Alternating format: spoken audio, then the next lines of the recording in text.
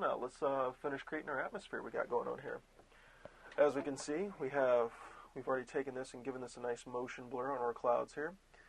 So let's go up here, and what we're going to do, let's blur this out a little bit more. Let's go to blur. Let's give this a Gaussian blur, just a little bit. Let's give it a radius of about 4. There we go, just enough to take it out just a little bit.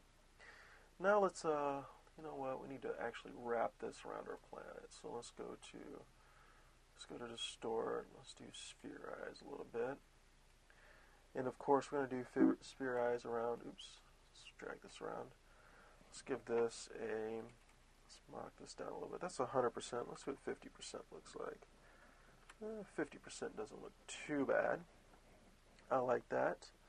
So now let's take the blending mode of this. Let's go down here and drop this down to, let's drop it down to screen. There we go. It's looking pretty good. Let's go ahead and let's re-brighten this up a little bit. Let's go to image, adjustments, let's do brighten contrast.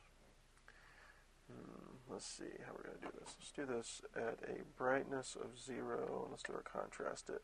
Let's see what 50 looks like. Not bad. Let's see what 60 looks like. A little bit better. We'll hit it here. Now we're looking pretty good. So let's knock the opacity down just a bit, so we can actually see our land through here. Let's knock it down some. Ooh.